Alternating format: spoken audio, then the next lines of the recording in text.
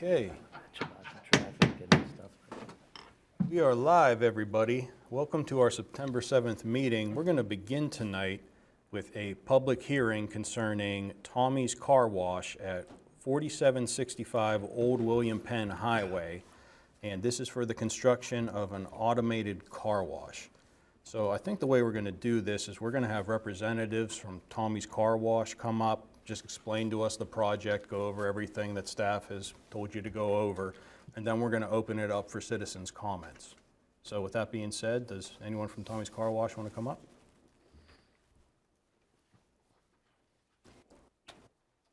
Good evening. My name is Charles Hergenroder. I'm the attorney for Tommy's Car Wash, and I'm a resident here in Murraysville. You've seen a little bit about Tommy's Car Wash when we did the zoning change. It's now in a B zone, and it's a conditional use in the B zone. I'm going to introduce Adele Beeves. All right, Adele. She's the engineer that's working on this, and we've done a lot of changes through the planning process, and we think we got it to where it's very aesthetically pleasing, as a car wash can be, and will be a benefit to the community. So, Adele, you want to run through the conditional use thing?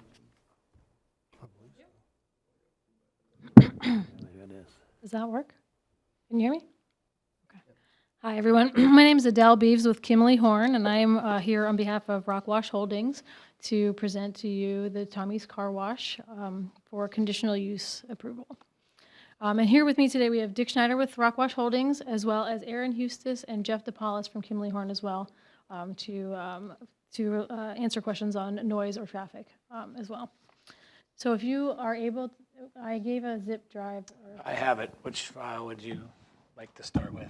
There is a just set of drawings in there that is in the main folder. Okay. Let's see. These are the ones you're referring to. Should start with the site map. That's perfect. Okay, and I have one here as well. I also have a handout which I can pass around, and we can. I've labeled it Exhibit A for the hearing. And what this document is a narrative that outlines the conditional use criteria and how we've addressed each item in the general conditional use criteria, and then with the car wash. If you'd like, I can pass them out later, or I can just talk off of that now if you'd like. I think council would probably like to see it. Sure. If you could hand them out, please. Absolutely. Thank you.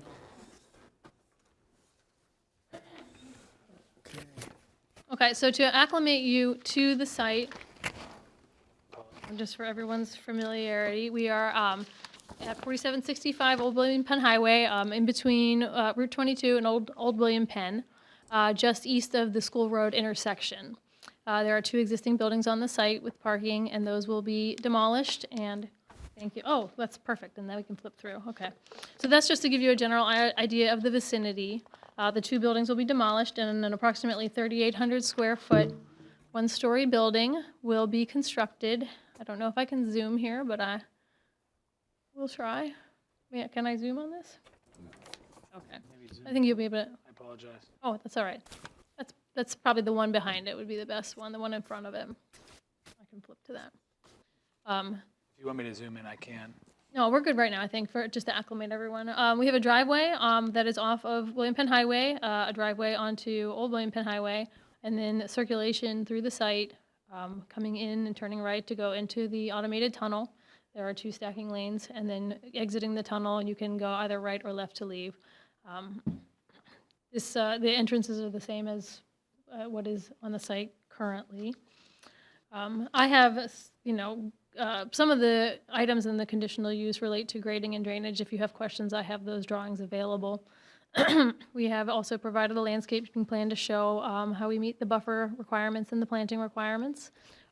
We have a photometric plan. And then, I wanted to start here. A few of the elements of conditional use relate to building architecture, which I know was a question that had been brought up previously.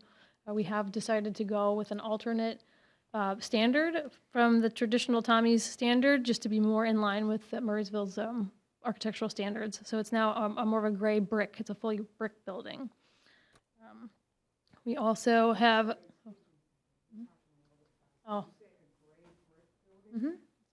gray brick. I'll slow down. I tend to talk very quickly. So, And we have, documents that are able to be showing you how we comply with the conditional use criteria, if you'd like to go through each of these elements. But really, we're here to answer questions that you in the community have about how this Tommy's fits in with the overall character of the neighborhood, and we believe is going to form a harmonious part of the district. Okay. I think at this point, we don't need you to go over every single conditional use aspect. Council has a voluminous document about this, but council, if there's any questions you'd like to ask of the applicant, whether it's Adele, or any of the other engineers who are here this evening, I would say let's open it up for questions from council. Does the building face 22 or old 22? I can't tell from the documents. The building faces 22. The old 22 will see the rear. We'll see the back portion of the building, which you can see from, that is the lowest elevation. Okay, and I had read in the documents that there's a, correct me if I'm wrong, like a 50% grade slope going on to old 22. Is that correct? On the ground Yeah, surface? or the driveway? it was one of the not resolved issues that was in here. There is a slope on Old 22 that is not a 50% slope. It's actually a 4-to-1 slope that comes from the right-of-way. Can I point with this? Okay. And then, Oh, I got it, okay. This is Old 22 right here. And we come into the site through this driveway, and then we do have a cut slope right here along the edge of the property, and this is actually a 4-to-1 slope that comes to a retaining wall. It's about 28 feet into the site okay. horizontally. Then this is not an aesthetic question, but what are the hours of operation of this facility? That is, I believe it is, it's 7 a.m. to 9 p.m. Thank you. My question's more on the traffic side. What do they do as far as the entrance coming westbound on 22, entering there at the beginning of the summers when the first nice days come? You know, how many people head to the car wash and you see the lines. What happens if that backs out onto 22? I mean, right now with the toll roads being the prices that they are, we're seeing a lot more traffic on 22 than we had in the past. And you know, what would happen in that situation, because you know we can't really have all this traffic coming down 22 and then you got a parking lot waiting to get into the car wash backed out. So we have done analysis that looks at the peak trips that are likely to come to this site in the peak condition months, and have found that there will not be stacking back out onto Route 22 because there's enough capacity in the stacking lanes that are provided on site.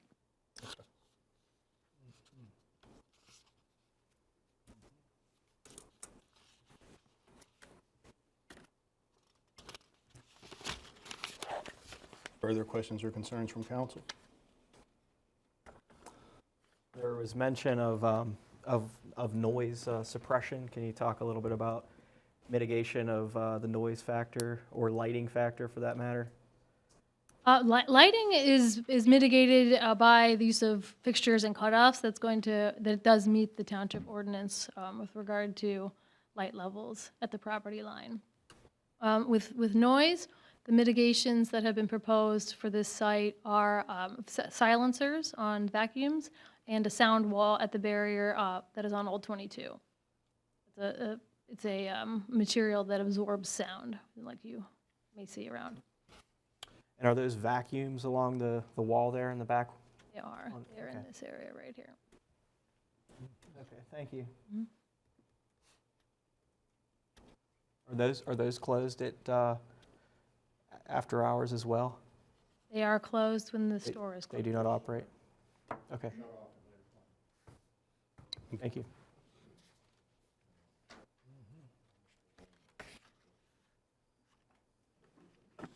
Yes. Another mitigation factor is as a canopy that's installed over those vacuums to further mitigate the sound. Okay, thank you. I guess My question would be, at peak hours, how many cars do you see being at this place? And what time do you feel your peak hours would be? The peak hour, I may have to call up our traffic study to pick that number out, but the peak hour, was it the 4 p.m. hour? I believe that was 101. Go ahead.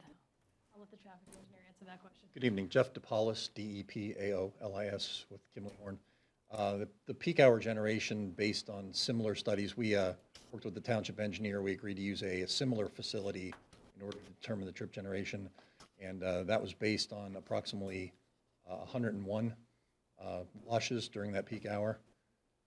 And that, I believe the hour, because the transactions that we were given were hourly breakdowns. I believe that was from 5 to 6 p.m.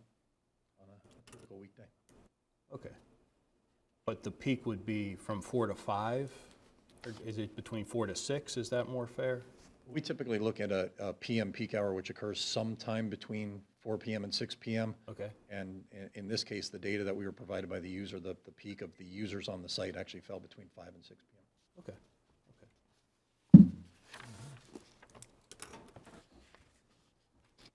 So is the only way to get in and out from 22? Or is there also an entrance from Old 22? There's an entrance on Old 22. So between 4 and 6, there's a lot of traffic on Old 22 because of the schools are all located there. And I know frequently I'm sitting 4 p.m. to pick up my kid from swimming for quite a long time while traffic is flowing through that stop sign. Was that taken into consideration in the traffic feasibility study? It was. We looked at stacking behind the signals and the intersections, yes. Just a general question. It looks like we're going to have 2 car washes on basically kind of almost adjacent to each other. The Giant Eagle, Wetco, and Tommy's Car Wash. And just as a comment, was the viability of that as a business enterprise, was that considered in your selection of the location? I can't speak to site selection. I'm sorry, but I don't believe that affects the application before us today. No. Could you identify yourself, sir, just for the court reporter? You don't go. Richard Schneider, I'm with Rockwash. We did anticipate this as the project started to evolve. We didn't initially because Getco wasn't into doing this yet like they are today. But we optioned this property maybe 18 months ago or so. So we think that we can support our business, and we don't know about them, but we believe we can support our business at this location. We should have the cleanest cars in Murraysville, I think. Now, that is a full-service car wash? Or is that a full-service car wash you're having? It's a drive-through tunnel. So yes, it's full service. I mean, they'll wipe your car off and, No. well, they don't It's wipe your done- car. It's done at the tail end of the tunnel. What's that? It's done at the tail end of the tunnel. So as you get to about the last 20% of the last 20% of the tunnel is when the dryers come on and dry your car as it exits the building, and then you drive off. There's not a person. There's between 3 and 4 employees per shift. There's typically 2 shifts. So we do not have folks drying cars. So it's basically a drive-through, and the customer sits in the car as it goes through? Yes, sir. Yes. Okay.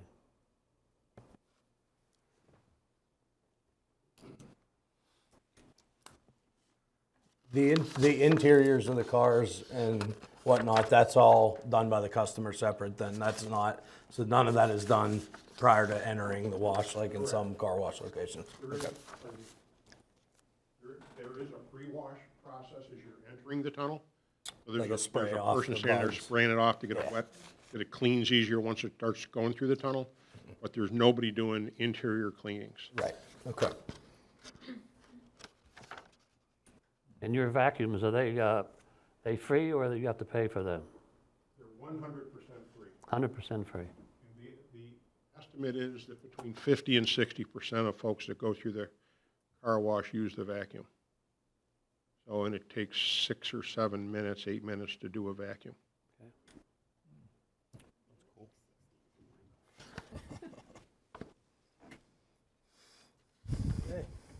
further questions or concerns from council? I think at this point, we are going to open it up to public comment. So if any member from the public would like to come up and comment, please just give us your name and address, and then the floor is yours.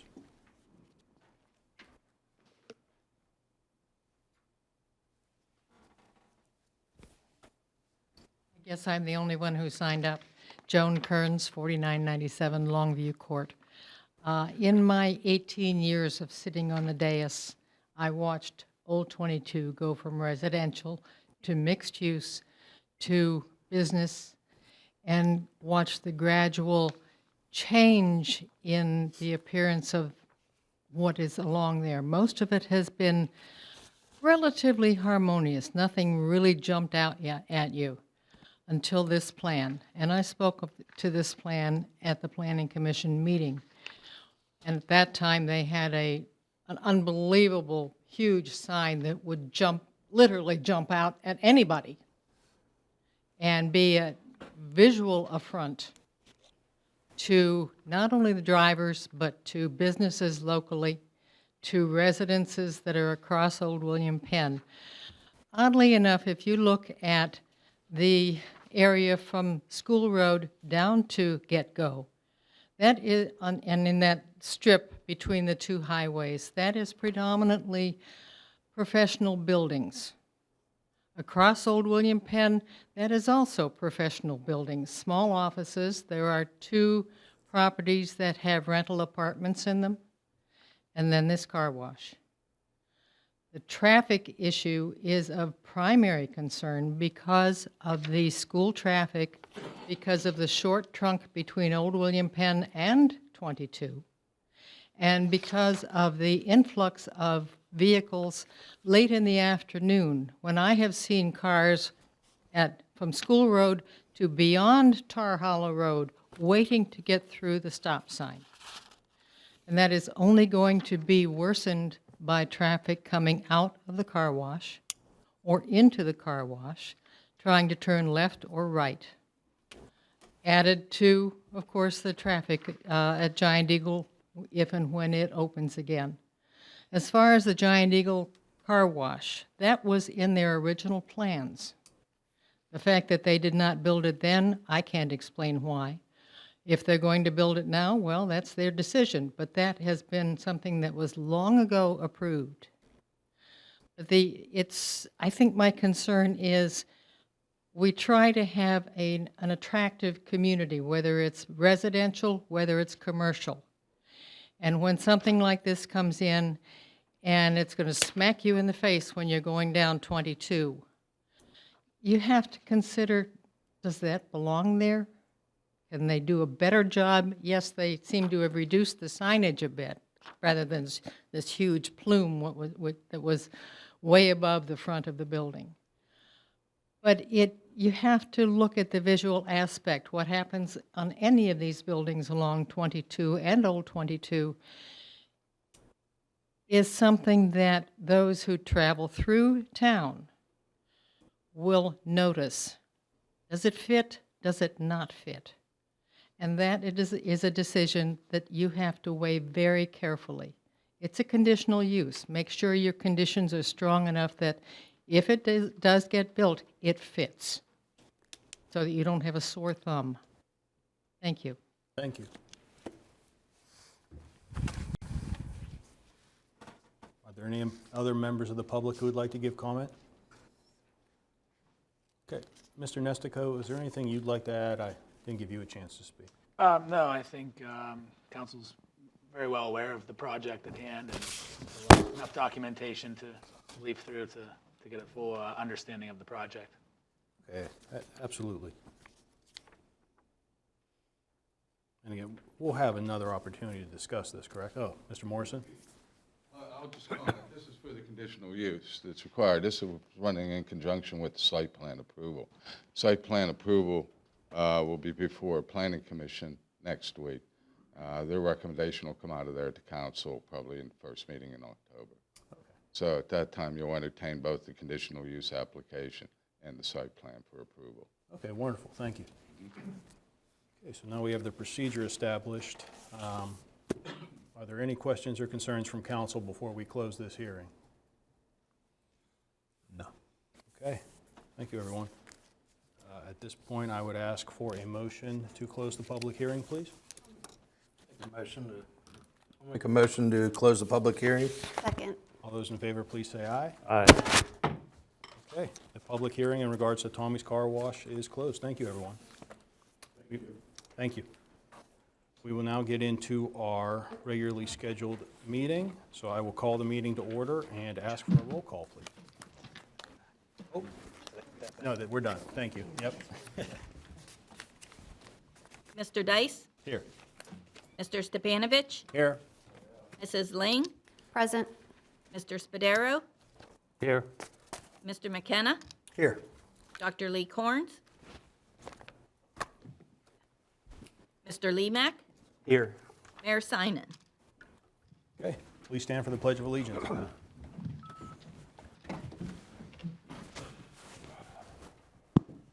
I pledge allegiance to the flag of the United States of America and to the republic for which it stands, one nation, under God, indivisible, with liberty and justice for all.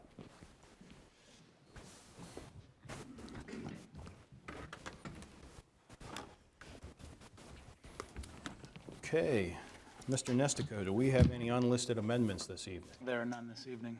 Thank you. That brings us to our consent calendar items. Only thing right now is the August 17th minutes. Any questions or concerns about the minutes? Okay, can I have a motion for the consent calendar items, please? Motion to approve the August 17th minutes. Second. Okay, thank you. All those in favor, please say aye. Aye. Opposed? All right, motion passes. Thank you. That brings us to comments by the mayor. Mr. Nestico, are you going to be filling in? Sure, I'd be happy to do so. I'll try my best to follow in the mayor's footsteps here. As you can see, we have the 11th Annual Murraysville Historical Festival at the Sampson Clark Toll House. That's on Saturday, September 17th from 11 a.m. to 5 p.m. There will be a petting zoo from 11 a.m. to 3 p.m. The next item is presented by the Holocaust Center of Pittsburgh, a story of love and resilience. Hear the heart-wrenching story of Kurt Lecter and Edith Loeb's experiences as hidden children, as told by their daughter, Debbie Stuber. This is Wednesday, September 21st at 6:30 p.m. at the Murraysville Community Center. Monday night is Cornhole Night at the Murraysville Community Center, weekly from September 12th through November 14th. $10 per person, registration at 6 p.m. Games will begin at 6:30 p.m. This benefits the Murraysville Parks and Rec Foundation. Oktoberfest, save the date, October 1st from 4 to 8 p.m. With a chance to win a 1986 Corvette. This is taking place at the Murraysville Volunteer Fire Company Pavilion on Sardis Road. There's a $10 entrance fee, adults only. It includes a $2 food and drink coupon, and proceeds benefit local charities. Below it says families and children welcome, so I'm not quite sure of the distinction there. I guess maybe an adult portion and then a portion for all to participate in. It's brought to you by the Murraysville Export Rotary Club. Murraysville Farmers Market continuing through September, Thursdays from 3 to 7 p.m. at 3235 Sardis Road. We will be having a glass recycling pop-up collection event on Saturday, September 17th at the Veterans Field parking lot from 9 a.m. to 2 p.m. The sponsors are the Municipality of Murraysville and Republic Services. Residents are also encouraged to support the Loaves and Fishes Emergency Food Pantry by donating non-perishable food items. Food pantry volunteers will be at the pavilion accepting drive-through donations during the same hours.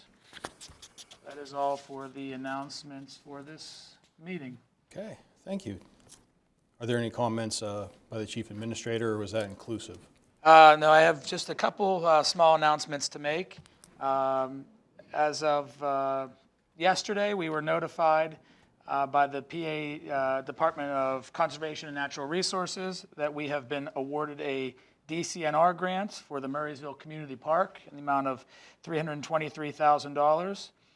You'll recall that was of some discussion during the capital planning discussion at last month's meeting. So it's a benefit to be able to receive those funds. We'll be able to do work including pedestrian walkways, the amphitheater, comfort station, storage building, parking area, and some stormwater management as well with those funds. Also, I'm happy to report to council that we received notice from the Auditor General that our distress score is a 0.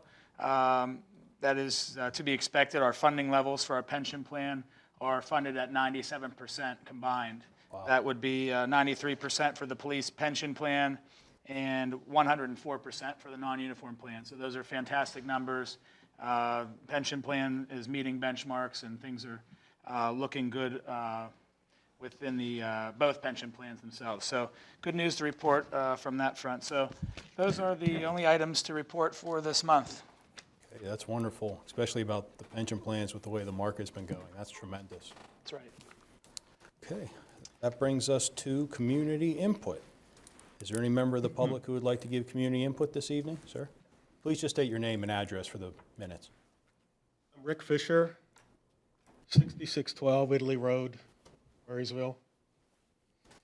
I'm a member of the Westmoreland Heritage Bicycle Trail Board, and the president of the board suggested me for a replacement as a Murraysville rep to the board. I just want to say that's more of a offer than a request. If you guys have somebody else, that's fine. We just ask that whoever is appointed attends the meetings. Okay. I've been a board member for the bike trail for 10, I don't know exactly how many, 10 years or more. I'm a retired register engineer. I live in Murraysville. That's about all I have to say about that. I do have one other item of business for the trail. We would like to install a little library at the parking lot where the Roberts parcel.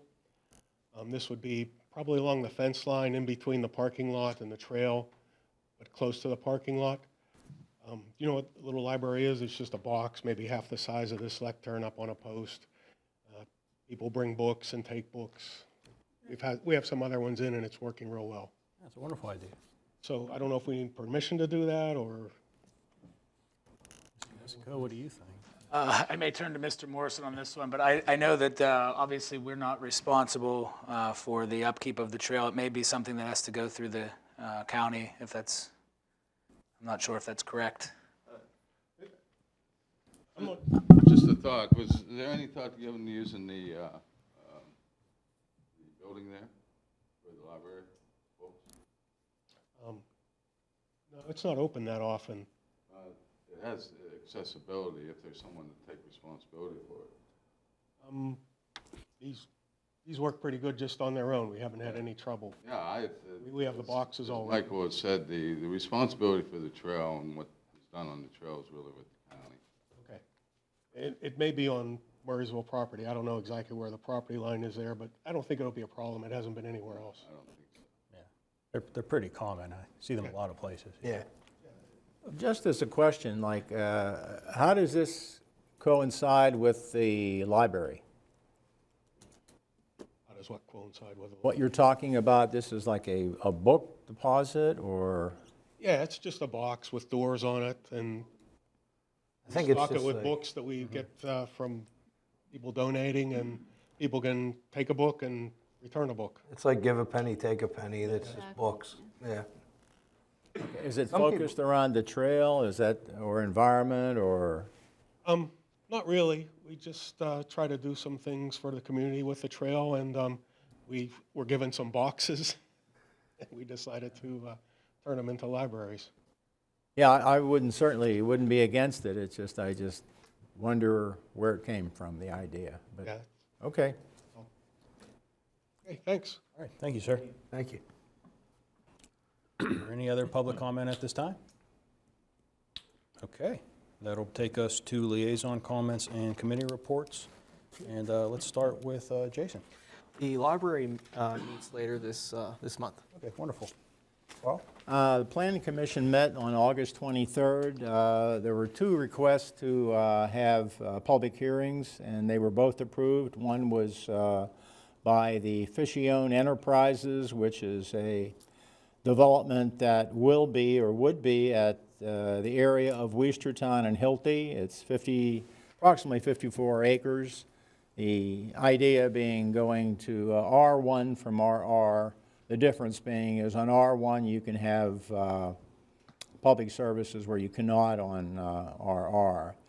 Also, the second advertisement which was authorized was for Presbyterian Senior Care, and they're looking to expand their facility on Klein Hollow Road. And some of the land that they'll be building on is zoned as R2. They're looking for it to be zoned as R3. And in their document, they made the point that the comprehensive plan criteria, which is neighborhood quality, responsible growth, improved transportation, sense of community, and fiscal responsibility, will be met by the development of the facility. So that was okayed from the having a public hearing on that.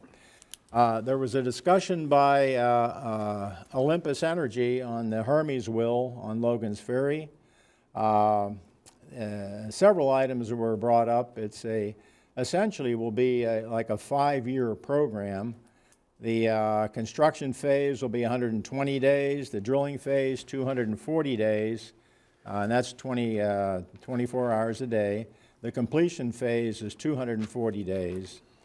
They were requesting a noise waiver, and I might mention that they're following along the lines of the Titan well. And the noise in the area, meaning the ambient, is lower than what was found at the Titan well. So it looks like something that makes sense.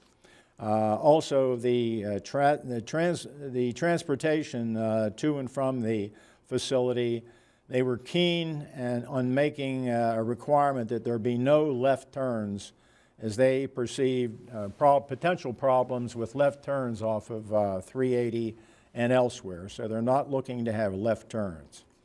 They're looking to start in the spring of next year, and they'll be back next meeting on September 13th to the Planning Commission. There was a meeting on the 29th of the Parks and Recreation Foundation, and Phase 2 of the Fusting property was discussed as well.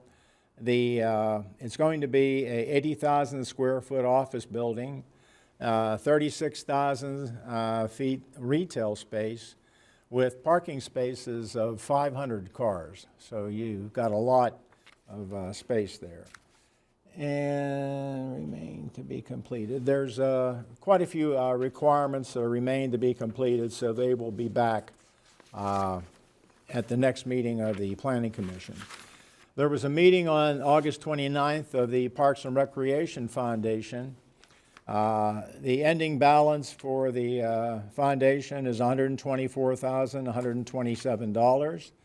There was an anonymous donation of $25,000, which will be used to fund the Hill Development Planning Group. And what that is a consultant who will advise the foundation on how to solicit funds, basically. Okay. The cornhole flyers, you've seen that, and it's been mentioned by previously. I might mention also to the council members, if you haven't already, if you could talk to a few people, that's going to start next Monday. Registration at 6 o'clock. It's $10. I think it's going to be a real winner, and that's going to go through November. And another item was benches, and the thought is that they're going to go away from wooden benches and to have only composite benches. So that's a thought. And the annual report as required of the foundation will be presented along with the mayor's presentation in December. And that was the conclusion. All right, thank you, Carl. Can I ask Carl a question? Absolutely. The Presbyterian Senior Care Center, is that land that they already own, or did they buy additional? No, they own that. Okay, and are they a not-for-profit? They are not-for-profit. Yeah. Okay, thank you.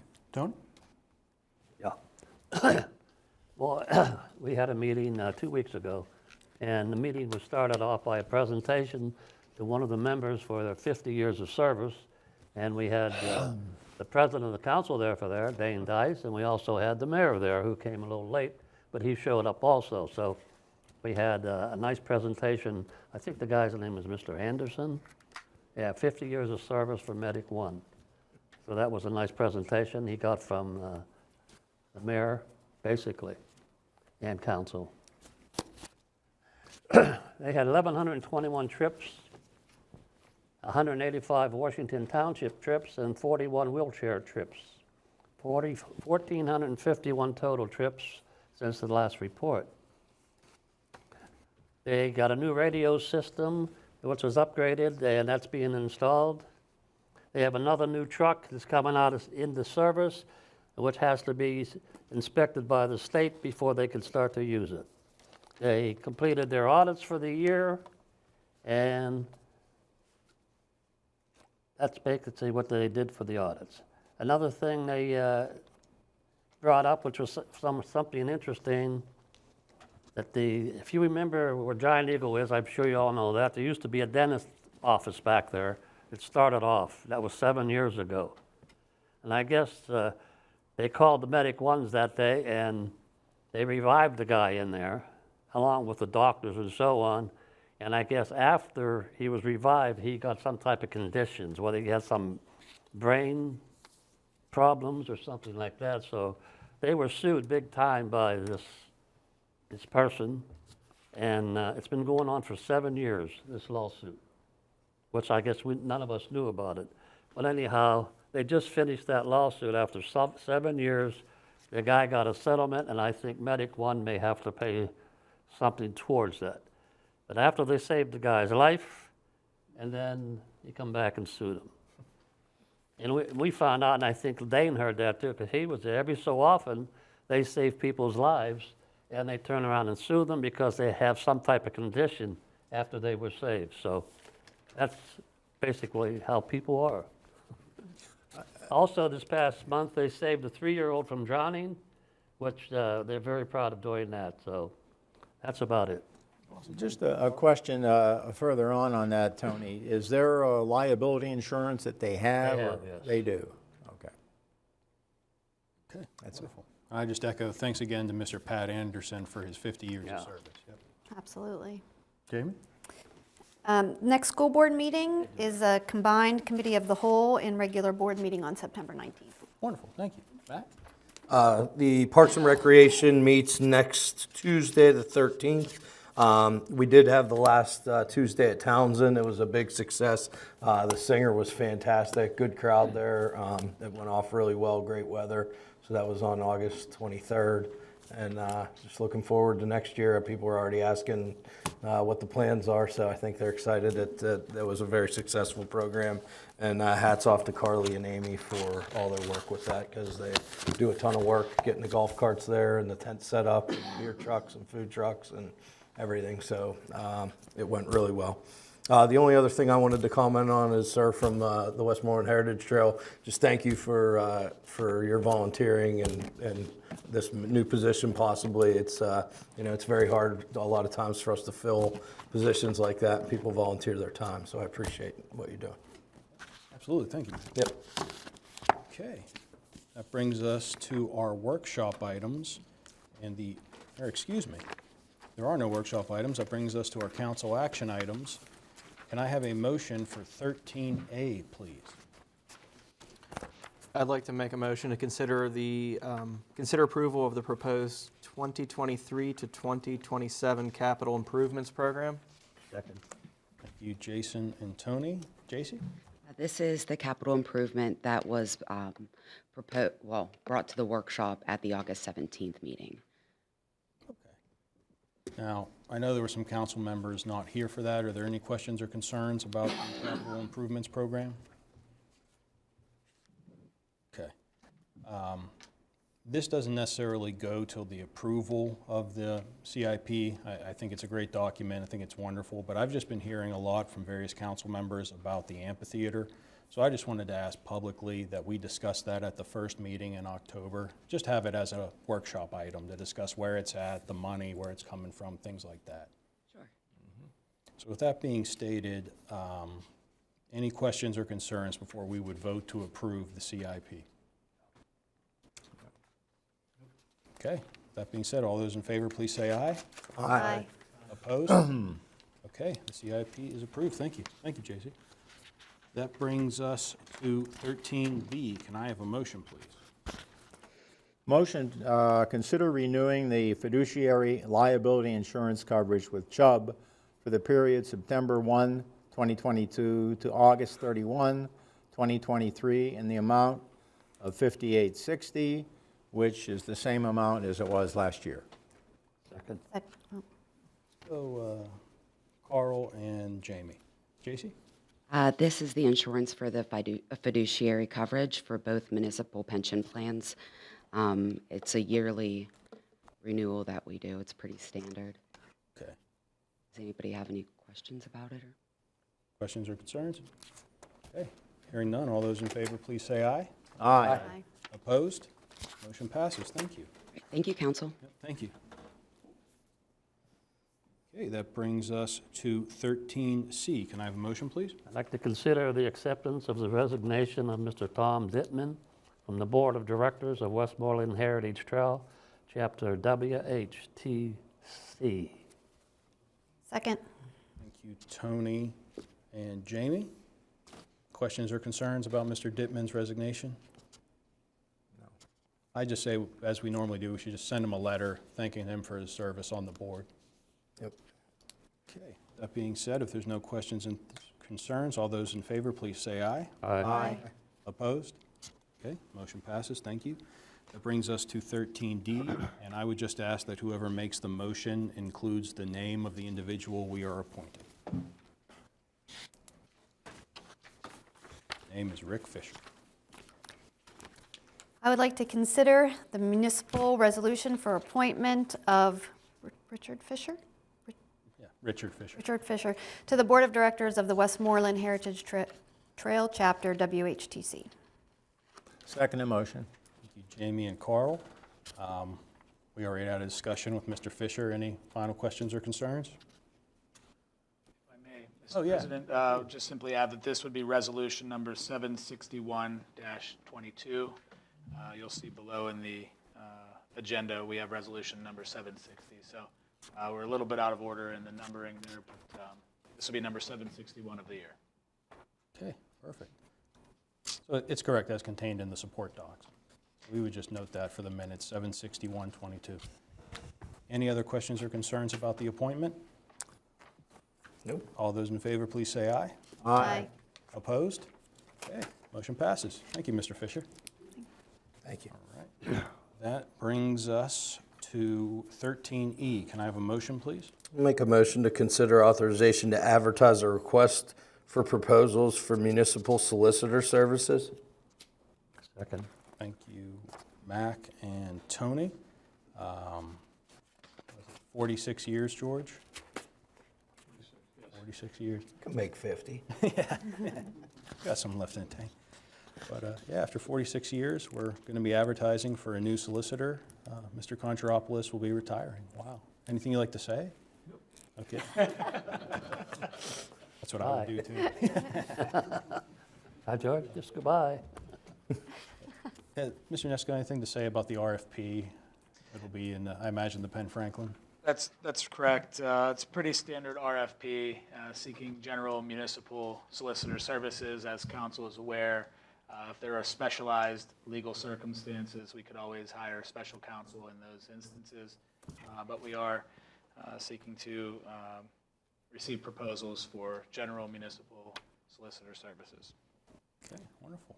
A question, does it happen that a firm is hired in lieu of an individual at any time? That can be the case. Certainly, council could hire an individual attorney. There could be a solo practitioner as well that exists out there that may be doing municipal work that does occur.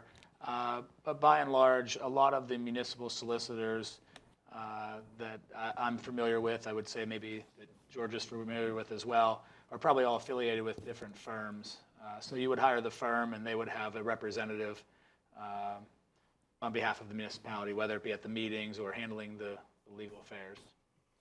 I guess, and this is just a question, it's not, and this is the question, is that whoever we would interview for that position, be it a firm that they don't send there in the A team and then we end up with the B team on a regular basis. Is there a way of protecting? Yes, and in fact, that's what's part of the RFP is that there is language in there that we would want to identify who would be representing the municipality from that particular firm, and so we would base our decision upon that. Would you prefer somebody that lives in the area more than a stranger? Like George he lived here all his life, so he was perfect for the job. So I guess our priority would be maybe to get somebody who lives in Murraysville. Yeah, I can't say that I would have a preference, but certainly that would be desirable. That would be a good outcome, I think. There are quite a few qualified attorneys and law firms that do municipal work that are situated in the municipality, so that's certainly something to consider. If you were to look outside of the municipality, again, there are qualified attorneys as well.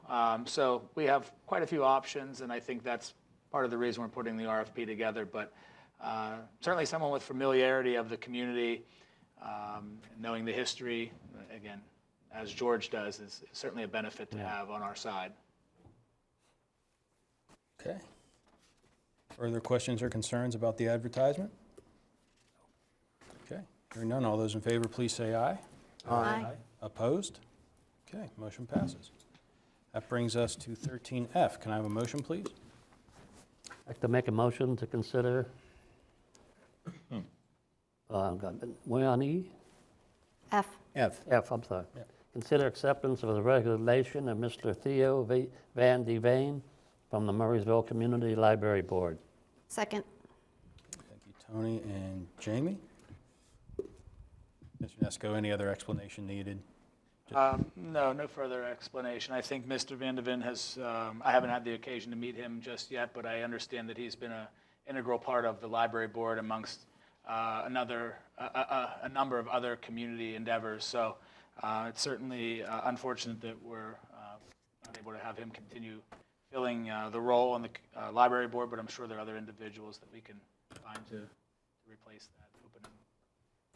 Absolutely. Let's just make sure we get Mr. Van Dam a letter similar to Mr. Dittman. Thank you for your service. Van de Ven. How you say it? Van de Ven. Van de Ven. That being said, any other questions or concerns before we accept the resignation? Nope. All those in favor, please say aye. Aye. Opposed? Motion passes. Thank you. Brings us to 13G. Can I have a motion, please? I'd like to consider authorization to advertise the vacancy of the Murraysville Community Library Board. Said term to expire December 31st, 2023. Second. Thank you, Jason and Jamie. Pretty self-explanatory with the last motion. Questions or concerns from council? Okay, hearing none. All those in favor, please say aye. Aye. Opposed? Motion passes. Thank you. That brings us to community development. Can I have a motion for 14A, please? I'd like to consider approval of SP-2-22 Dollar General Tax Parcels 49-16-00-0-062 and 57-08-00-0-195, Route 66, to construct a 10,640 square foot retail store. Second. Thank you, Jamie and Tony. We went over this pretty in-depth at our last meeting. Are there any questions or concerns from council about the proposed Dollar General? Oh, Jim? I would just like to follow up on the recommendations that the Planning Commission made. That's at the tail end of the briefing. Absolutely. And have those conditions incorporated in the motion. Absolutely. Part of the approval. We'll note that based on the presentation by Dollar General last meeting and their difficulty in finding 4-foot shrubs, that the condition read that they find a height as close to the 4 foot they can. In addition, Dollar General was requested based on some questions that were raised about their racks, their delivery racks. And Dollar General has agreed to provide a screened area for those racks. If you recall, they deliver them full and they sit until hopefully go with the same delivery, but in most instances don't. So that would be incorporated in the conditions of approval. Okay, thanks, Jim. And at this time, I think, could somebody make a motion to amend the motion on the floor to include the conditions contained in the staff briefing? If someone wants to say so moved, they could. So moved. So moved. Thank you. We'll go with Tony. Second? Second it? Second. Second. Thank you, Tony and Mac. All those in favor of the amendment? Jim? Just one other question. There was two elevations shown in the architectural design. Does council have a preference on either one? Council? I thought there were two, and they chose the one, and we said we liked it Yeah. last time, if I remember. I recall it was the one that looked fancier, for lack of a better word. Yeah, this is it, I think. This one? Yeah. Yeah, this is it. I believe that's the one we moved forward as well. And I would just ask the applicant, Mr. Gage, are you all right with the conditions? Yes, sir, I am. All right, thank you, sir. We did talk a little bit about the enclosure for the. Sir, can you go to the thing? Yep. Bob Gage, GBT Realty. We did, Jim and I spoke a little bit before the meeting tonight regarding the screened area for the delivery racks. We did agree that on the side of the dumpster enclosure, we would just add another 5-foot area that's fenced with a gate on it so the racks could be stored there. So we will increase the size of that enclosure to accommodate that. Thank you. Thank you. So again, noting that, all right, we didn't vote on the amendment. So all those in favor of the amendment, please say aye. Aye. Okay, now at this point, it would be a motion to approve the Dollar General inclusive of the staff conditions as well as the building that was approved by council at the last meeting. That's the brick building that we just were shown this evening. Dane, if I could just ask a question. I don't know if Mr. Gage could answer this or not, but when I read the traffic impact assessment, is there consideration in there for vehicles crossing from Ringertown Road in and across 66 in and out of the new proposed Dollar General? Meaning coming straight across the intersection? Yes, sir. I believe we looked at, our traffic engineer looked at all scenarios, how that driveway would impact the existing drive across the road and the highway that we're going on. Okay.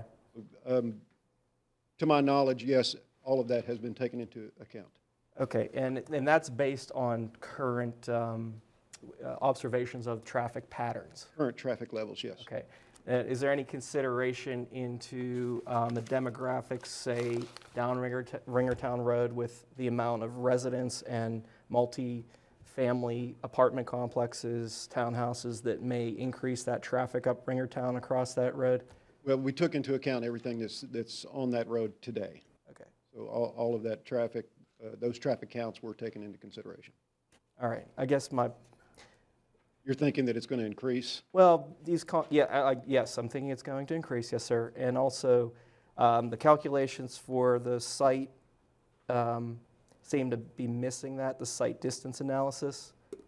And again, I don't read these for a living, but Site distance, if I remember correctly, we are almost double of what the requirement is. okay, yeah, if I'm reading it correct, it looks exit and entering from 66, but I don't see a line entry for coming across Ringertown, which would have that, excuse me, that 10% grade. Yeah, I'm not sure I can answer that question. Okay, because when I drive that road, I drive a full-size vehicle. And my concern is when I'm at the top of that hill, I got to get up like this to look. That's coming up Ringertown? Yeah. Up to the intersection? And as a perspective, this is looking outside of my left and right windows. I'm right on the top of that hill. Now, I do drive a full-size pickup truck, and I'm average height, so that is just a concern that. So if I'm understanding you right, you're concerned with the traffic coming out of Ringertown and the sight lines from Yes. that position? With the complication of now people coming straight across Ringertown to get down to Old William Penn. I don't think any of that is going to change from what it is presently because of the Dollar General across the street. All of those sight lines are as they are today. Right, but I guess my point is it's not in the calculations in this traffic study from my read of this document. But we did take into account the cars that come out of Ringertown. Today, right? Yes, today, correct. Actually, But not how many are going straight across To into me, Dollar that seems a big safety issue, Well, to shoot straight across. it should be got said two- also that Jason pointed out to me, and we're looking at page such and what page? Okay, I 5. guess it's page 5 of the Transportation Impact Assessment.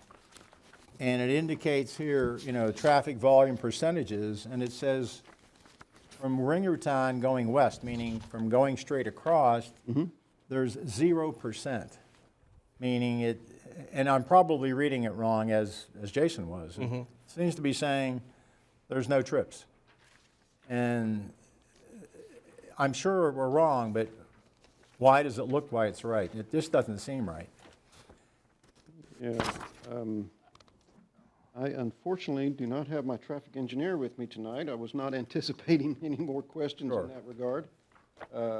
But I could get that further information from my traffic engineer if you would like some more information on that. Yeah, the table is table 7, it's on page 5, which would be, and I do have a question just a little further on that. And if I might ask, Jim, I recall going back with the Fusting development on Wilson Road that the road going to what are now the condominiums and the road that will go into the large DNA facility, was there not a requirement that there be an offset that they not hit face to face?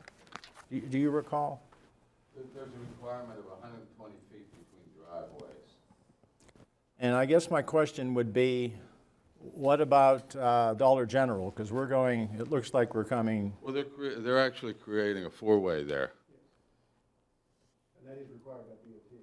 Typically, they want us to line up. Okay. It creates a much more hazardous condition if you're offset. Right. Okay. Yes, because of the turning movements. Okay. The other thing is that in these transportation studies, they use a manual to project growth for areas. So that's part of a calculation whenever they do the evaluation of the intersections. They anticipate some growth to occur. Speaking previously of what Mr. Lemak said. So it isn't not only today's traffic generated, but also a factor of growth for that. Okay, I'm being dense here. Well, why is it 0? Why is what 0? The New trips. trip distribution percentages, new trips. From where? This would be going west from Ringertown on to 66. So there would be no new trips generated from Ringertown to 66 other than what's generated today. So they don't anticipate anyone going into Dollar General directly from Ringertown, would be my guess. I think Jason's point, and Jason, interrupt me because it was your Yeah, thoughts. yeah. The thought was that there's a large residential community here, which now has no reason to shop because there's no store. But when there is a store, they're going to use Where's which the makes residential sense. community at? I mean, that Ringertown's kind of like a cutoff to glasses. 66, What's the number so of he's streets? probably talking like the ones on the corner, sort of across from, I don't know where there's a residential development on Ringertown. There are several residential homes. I think that's Yeah, what. there's pretty spaced out through there. Like, I don't know what these, Would you, Anne Marie Court, White Now, Mountain. further up 66 is the, Jim, here's what's being shown right here, what he has, yeah.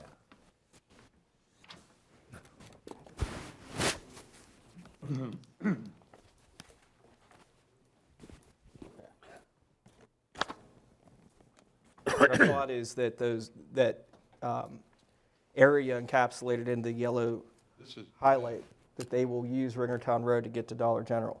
Which is good for Dollar General. highway on here. right, but I think the point they're making is that if you look, Ringertown is kind of like a cutoff road that cuts off from Old 22 to 66, which nobody's shopping there because there's nothing there. But when there is, all of White Valley, all of that are going to use that And that's not in it. to go, so.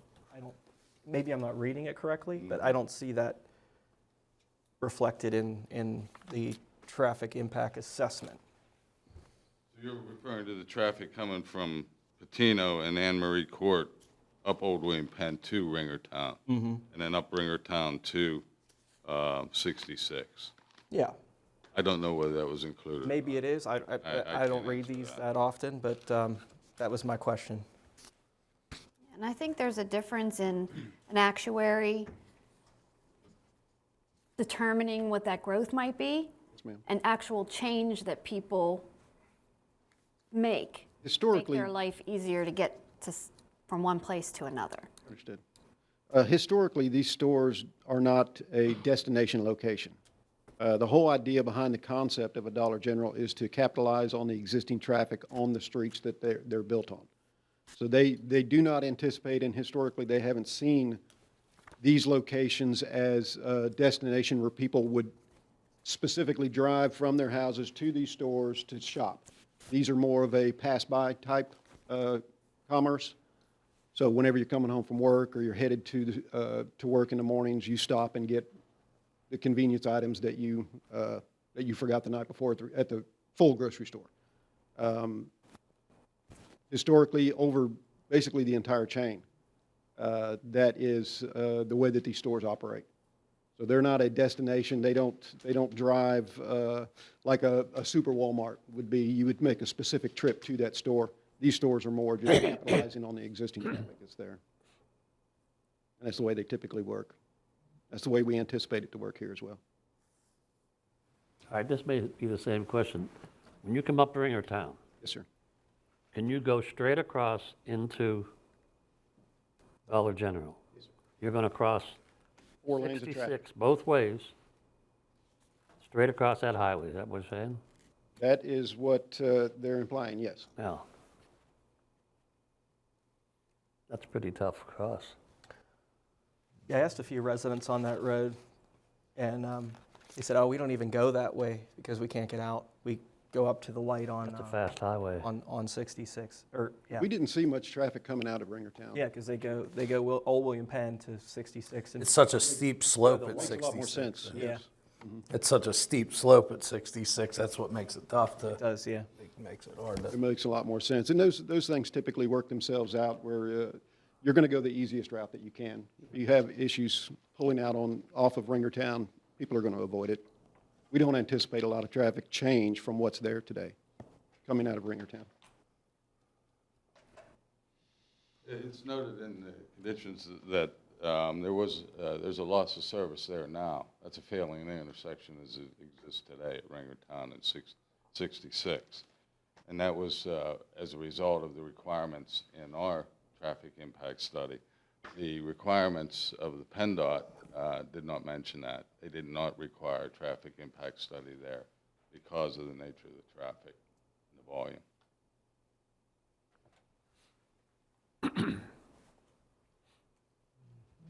Okay, council, it seems to me we have a decision here. Majority of council is okay with approving this, obviously we can do that. Jason, if you feel uncomfortable with that, we could certainly table it and have the traffic engineer, if that would make people more comfortable. I'm fine with voting. Okay. I'm fine with it. I'll abstain, not abstain, I'll vote against it, but sure. Okay. Is there anyone else who would be in favor of tabling it just before we get to a vote? No.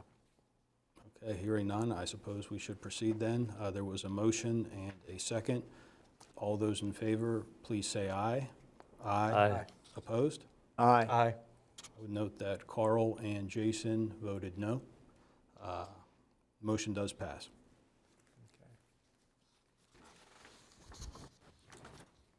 That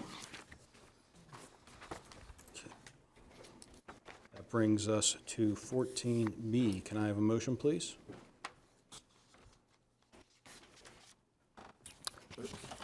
I would consider, 14B. I would consider approval of resolution number 760-22, a resolution amending the Municipality of Murraysville's Act 537 Sewage Facilities Plan for the Dollar General Land Development. Second. So Jamie and Jason. Mike, Jim, is there anything to elaborate here? I know it's very clerical. Yeah. Yeah, to amend the 537 plan? That's correct. Okay. Questions or concerns from council? This is more clerical. Okay, hearing none, all those in favor, please say aye. Aye. Opposed? Okay, motion passes. It is unanimous. That brings us to 15A. Can I have a motion, please?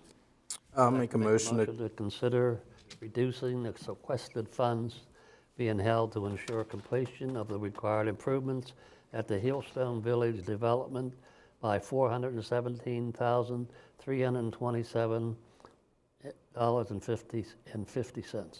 Second. Thank you, Tony and Mac. Mr. Nestico, I know it's clerical, just That's correct. It is a clerical item. They are requesting the reduction, leaving a amount of $236,390. and they've taken care of everything. You think that's appropriate? All right. Questions or concerns from council? All those in favor, please say aye. Aye. Opposed? All right, motion passes. Is there any old business from anyone this evening? Any new business? Okay, we actually do have an executive session tonight. It is to discuss matters of litigation pertaining to code enforcement. We do not foresee any action coming out of that. So with that being said, can I have a motion to adjourn to executive session? Motion to adjourn the executive session. Second. Any in favor, please say aye. Aye. Aye. Okay, thank you, everyone.